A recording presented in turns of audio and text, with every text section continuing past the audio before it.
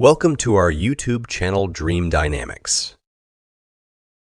When I find myself in times of trouble, Mother Mary comes to me, speaking words of wisdom, let it be. These iconic words from the Beatles carry a profound truth. But what does it truly mean to let it be? How can we embrace life's challenges without resistance, let go of suffering, and find peace in the present moment? Today, we explore the wisdom behind this simple yet powerful phrase and how it can transform your life. Understanding suffering and its causes.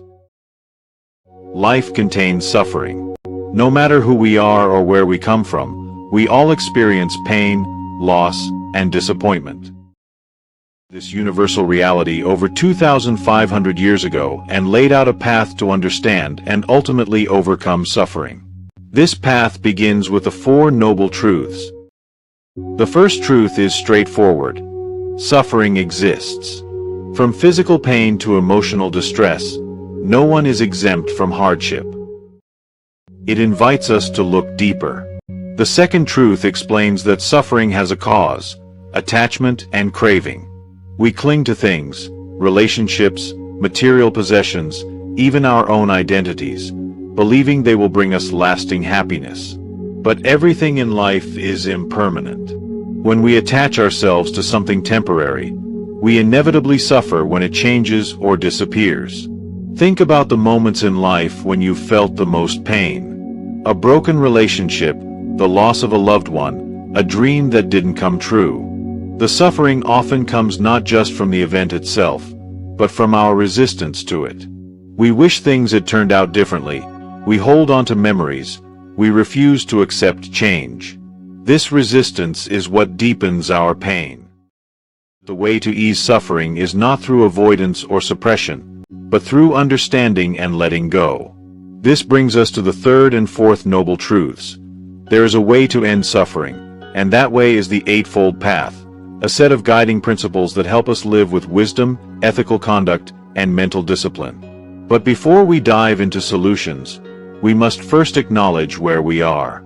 Imagine standing in a dark room. If you try to fight the darkness, nothing changes. But if you turn on a light, everything becomes clear. Recognizing suffering is like turning on that light.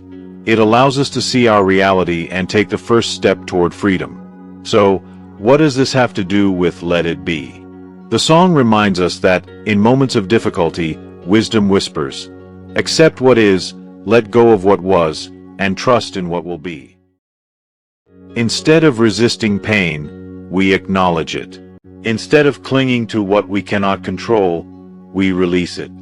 By understanding suffering and its causes, we begin to break free from the cycles of pain that keep us trapped. And as we continue on this journey, we'll explore how to truly embrace impermanence, cultivate mindfulness, and live with a heart that is open, free, and at peace. The nature of impermanence. If there's one undeniable truth about life, it's that everything changes. The seasons shift, people come and go, our thoughts and emotions rise and fall like waves in the ocean. Yet, despite knowing this, we often resist change. We hold on to moments, relationships, and even our own identities, hoping they will remain the same. And when they don't, we suffer. This concept is known as impermanence, anicca, the understanding that nothing is fixed, permanent, or unchanging. It's not just an abstract idea. It's the very nature of reality. The tree that stands tall today will one day wither. The joy we feel in one moment may turn into sadness in the next.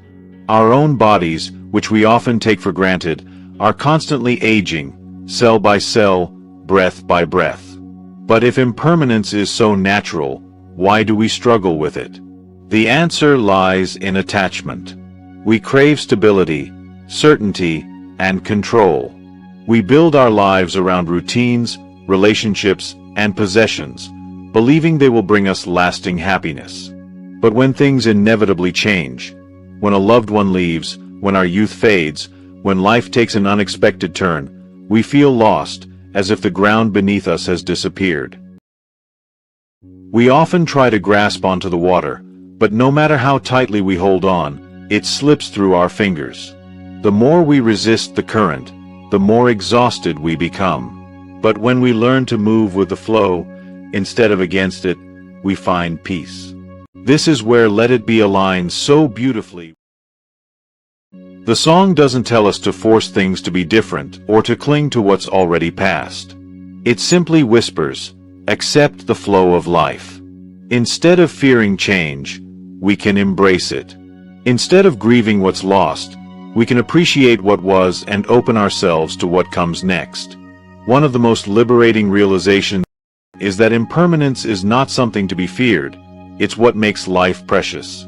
If everything were permanent, there would be no growth, no evolution, no new experiences. The fleeting nature of things is what gives them beauty. A sunset is breathtaking precisely because it doesn't last forever. A song moves us because it has an ending. A deep conversation with a loved one is meaningful because we know that time is limited. So, how do we apply this understanding to daily life? When faced with change, instead of resisting it, ask, what can I learn from this? When experiencing joy, fully immerse yourself in the moment, knowing that it is temporary, and that's what makes it beautiful. When dealing with loss, remind yourself that nothing truly disappears. It simply transforms. The people we love live on in our memories, our actions, and the impact they had on us. By embracing impermanence, we free ourselves from unnecessary suffering. We stop clinging to the past or worrying about the future, and instead, we learn to live fully in the present. As we continue, we'll explore how letting go of attachment doesn't mean becoming indifferent. It means opening ourselves to life with a sense of freedom and peace. Practicing non-attachment. If impermanence is the nature of life, then why do we continue to suffer? The answer lies in attachment. We cling to things, relationships, material possessions, even our own beliefs, hoping they will remain the same. But when they inevitably change, we experience pain. This is where the practice of non-attachment becomes essential. Non-attachment is often misunderstood. Many believe it means cutting ourselves off emotionally, living without love, or abandoning all desires. But in reality, non-attachment is not about rejecting life. It's about engaging with it fully, without clinging. It means loving without possessing, working without obsessing, and living without fearing loss. It's the ability to hold everything in life with open hands rather than clenched fists. Why do we cling? The mind seeks control. We believe that if we hold on to something tightly enough, we can prevent loss, pain, or change. This is why people fear endings, whether it's the end of a relationship, a phase of life, or even their own existence. Think about the times you've held onto something long after it was meant to go. A job that no longer fulfilled you, a relationship that had run its course, or an idea of yourself that no longer aligned with who you were becoming. The more you clung to it, the more suffering you created. Instead of seeing non-attachment as losing something, we can see it as gaining freedom. When we stop clinging, we allow life to flow naturally. We begin to experience things as they are, rather than through the lens of fear, desire, or expectation. The illusion of ownership. Another reason we struggle with attachment is that we believe we own things, our possessions, our achievements, even other people. But in truth, we don't own anything, not even our own bodies. Everything we have is borrowed from the universe, temporarily passing through our lives. Consider this: the home you live in, the clothes you wear, and the phone in your hand will all one day belong to someone else. Even the relationships we cherish are not truly ours. The people in our lives are here by their own choice, not because we have a claim over them. When we understand this, we begin to interact with the world differently. We stop trying to possess people and instead appreciate them. We stop obsessing over wealth and instead use it wisely. We stop resisting change and instead embrace it as a natural part of life. Non-attachment in love. One of the most powerful applications of non-attachment is in our relationships. Love, when mixed with attachment, often turns into possession or fear. We become afraid of losing someone, so we try to control them. We expect them to act a certain way, fulfill our needs, or never change. But real love is not about possession. It's about freedom. The monk Thich Nhat Hanh once said, "You must love in such a way that the person you love feels free." This means loving without expecting anything in return. It means allowing others to be themselves rather than trying to mold them into who we want them to be. It means appreciating every moment with someone without fearing the future. Imagine a bird landing on your hand. If you try to hold on to it, it will struggle and eventually fly away. But if you let it rest freely, it may choose to stay for a while. Love works the same way. The tighter we grip, the more we suffocate it. The more we let go, the more it can grow. Applying non-attachment in everyday life. With material things, enjoy what you have, but don't let it define you. Use possessions without being possessed by them. With people, love fully, but don't expect permanence. Cherish the time you have with someone, knowing that all relationships change. With success and failure, give your best effort, but don't attach your self-worth to the outcome. Recognize that everything in life is temporary, including achievements and setbacks. With thoughts and emotions, observe them as they come and go, without identifying with them. You are not your thoughts. You are the awareness behind them. This practice doesn't mean we stop caring. It means we stop suffering unnecessarily. It means we shift from a mindset of holding on to one of flowing with life. Let it be and non-attachment. The song doesn't say force it to be or make it be. It simply says let it be. This is the essence of non-attachment. When life brings pain, instead of resisting it, we acknowledge it. When things change, instead of fighting it, we adapt. When we love, instead of clinging, we appreciate. By practicing non-attachment, we don't become cold or indifferent. We become free. We engage with life more deeply, love more fully, and experience peace that is not dependent on circumstances. As we move forward, we'll explore another key ingredient in this journey: patience and acceptance, the ability to trust the unfolding of life, even when things don't go as planned. Cultivating patience and acceptance. In a world that moves faster every day, patience is often seen as a luxury. We want immediate answers, instant results, and quick solutions to our problems. But life doesn't always work that way. No matter how much we try to control events, delays happen, challenges arise, and things often take longer than we expect. Buddhism teaches that patience and acceptance are essential for inner peace. The more we resist the natural flow of life, the more suffering we create for ourselves. Instead of constantly struggling against reality, we can learn to embrace it as it is. Why do we struggle with patience? At the root of impatience is attachment to expectations. We have a mental image of how things should be, how fast we should succeed, how quickly people should change, how soon we should get what we want. And when reality doesn't match our expectations, we become frustrated. Think about the last time you felt impatient. Maybe you were stuck in traffic, waiting for a response from someone, or struggling with personal growth. What was really causing your frustration? It wasn't the situation itself, but your desire for it to be different. Impatience is a form of resistance. It's the mind saying, "This moment isn't good enough. I need the next one to be better." But when we live this way, we are constantly waiting for happiness instead of experiencing it. Acceptance, the path to freedom. One of the greatest teachings in Buddhism is that suffering comes not from what happens, but from our resistance to it. When we resist reality, we create inner turmoil. But when we accept things as they are, we find peace.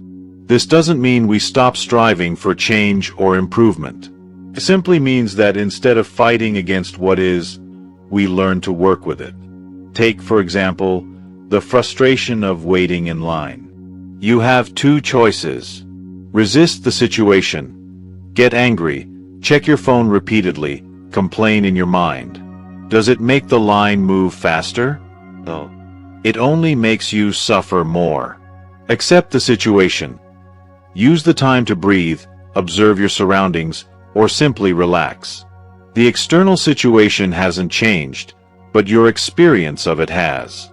Now apply this to bigger things in life: a delayed goal, a challenging relationship, or a difficult personal struggle. The more we resist, the more we suffer. But when we accept, we open the door to peace and clarity. Patience in personal growth. One of the hardest places to practice patience is with ourselves. We all want to grow, improve, and overcome our struggles, but deep change takes time. A person overcoming fear cannot force themselves to be brave overnight. A meditator cannot expect instant peace the first time they sit in silence. A person healing from emotional pain cannot rush the process. True transformation happens gradually. Just as a tree grows slowly from a seed, personal growth unfolds in its own time. Rushing the process only creates frustration. Instead of demanding immediate results, we can learn to trust that everything happens at the right pace.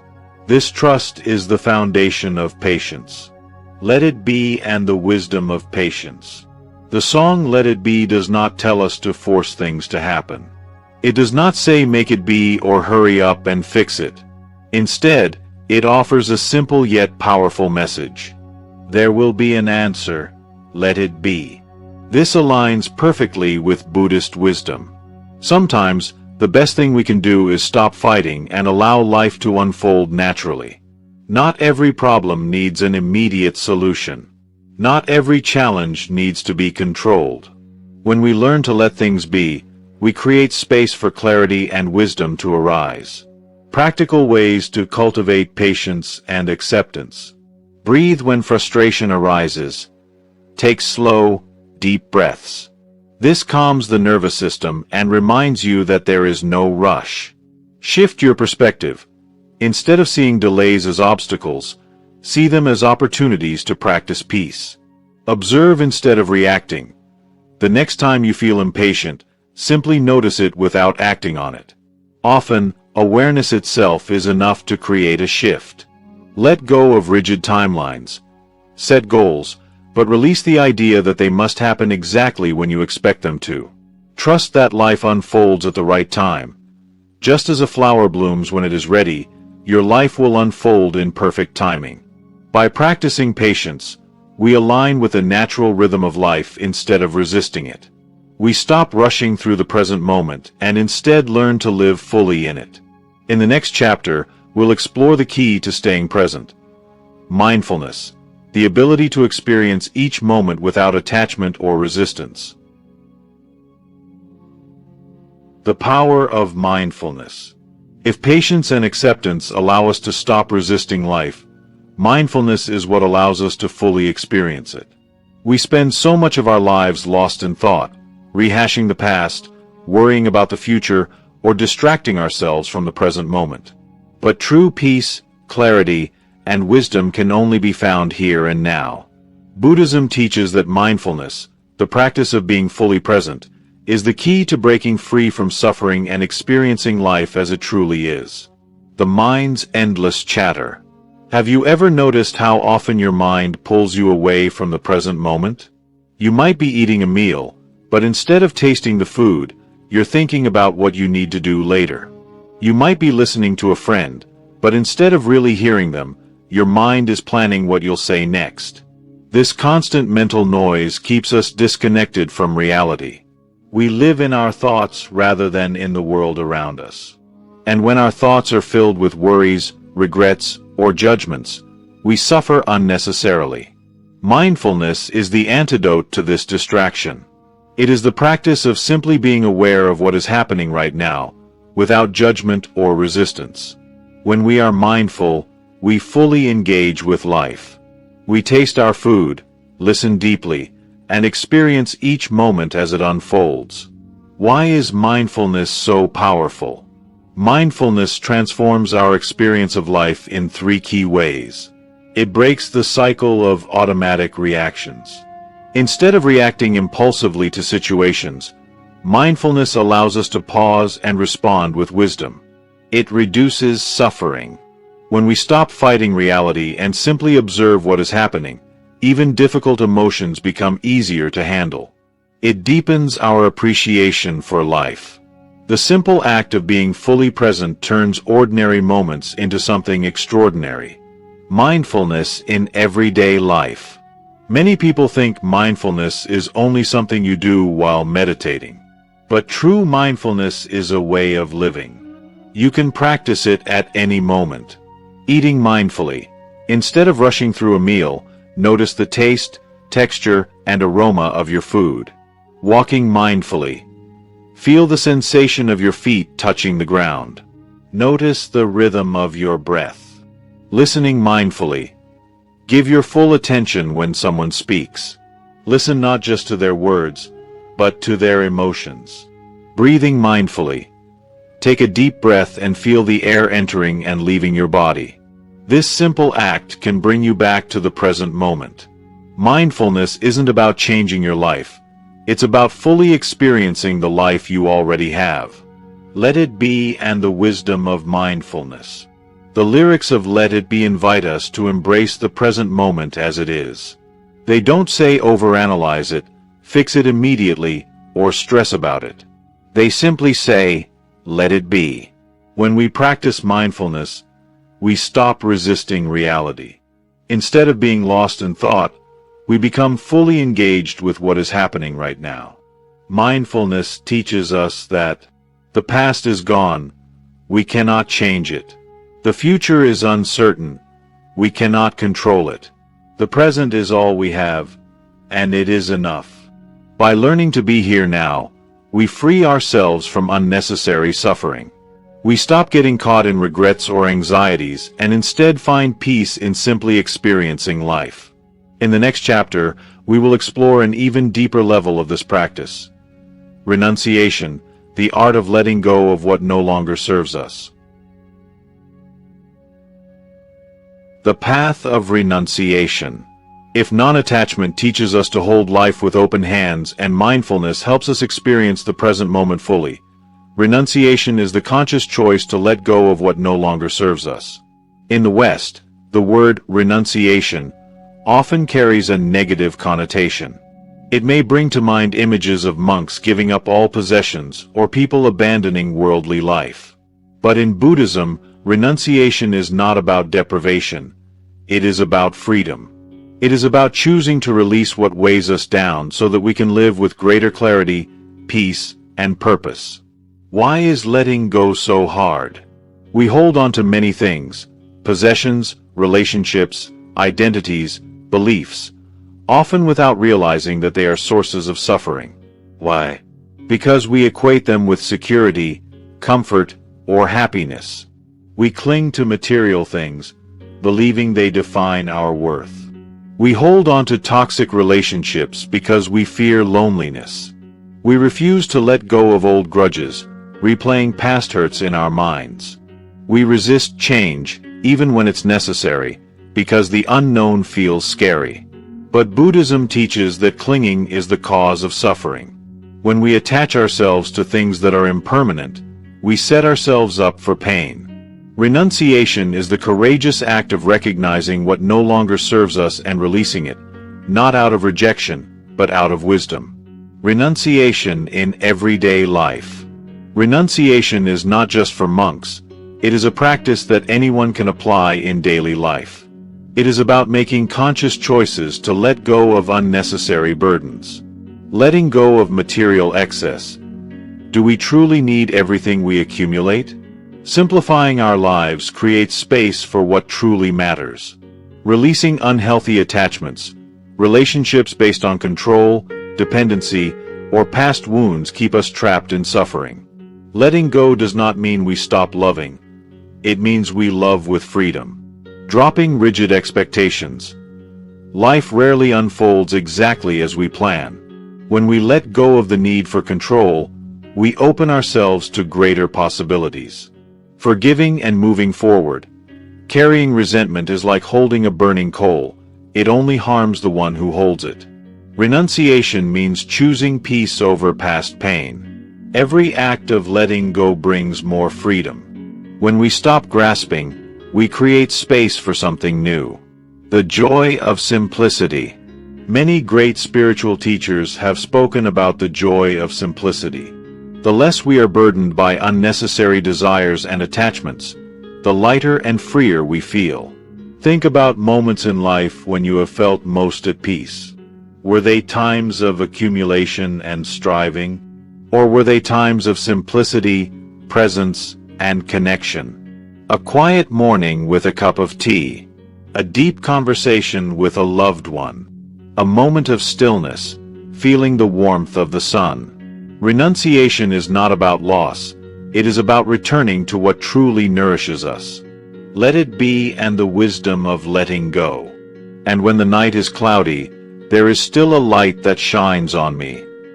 These words from Let It Be remind us that even in difficult times, there is peace available, if we let go of resistance. The song does not tell us to cling, to force, or to control.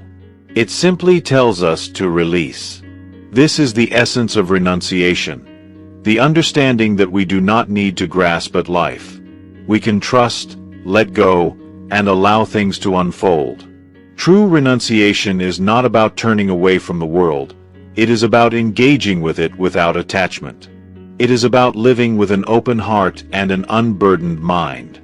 And as we move into our final chapter, we will explore how to integrate all of these teachings into everyday life so that letting it be becomes not just an idea, but a way of living.